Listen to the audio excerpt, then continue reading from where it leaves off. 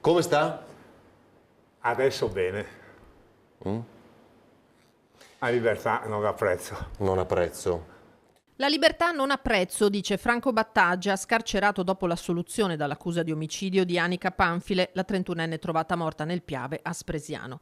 Nell'intervista esclusiva rilasciata a Ferdinando Avarino a Ring, i mesi delle indagini, l'arresto, la detenzione, 535 giorni per poi essere riconosciuto non colpevole. A 80 anni, dice, si soffre di più.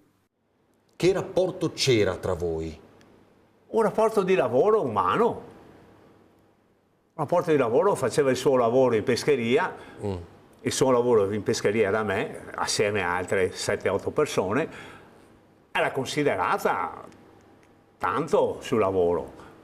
Percepiva il giusto, sicuramente i soldi non gli bastavano mai. Sempre l'ho aiutata. Che movente potrei aver avuto io contro una persona che lavorava da me ed eravamo contenti di lei. L'uccisione di Anica, un fatto che non sa spiegarsi.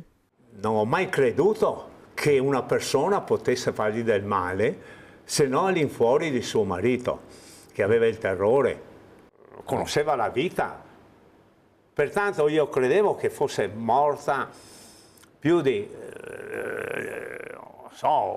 un attacco al cuore, e tanto è stato accertato che Per le sostanze... il 50% di probabilità era che sia morta di overdose.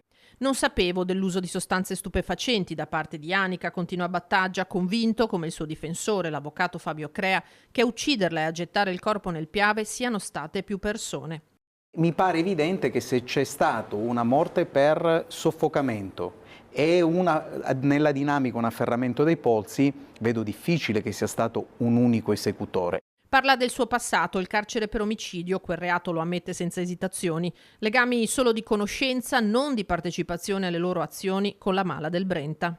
Che abbia conosciuto qualcuno che facesse parte di questa organizzazione, Lei. che era Di Maniero, sì, Lei sicuramente ha conosciuto qualcuno. ho conosciuto qualcuno. Ma non ha lavorato con queste persone? No. No, ma io ho lavorato in pescheria. No, vabbè, ho a capito, ridosso. E di Felice Maniero dice: Non lo conosco, non l'ho mai conosciuto.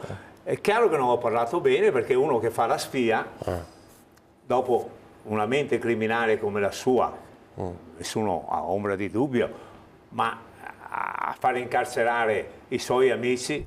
un'inchiesta, quella sull'omicidio del Piave, su cui c'è ancora da lavorare, da scavare, la pista albanese, le minacce ad Anica, ma in mezzo c'è finito Battaggia con alle spalle un passato burrascoso. Era meglio che la colpa cadesse su Battaggia che su altri?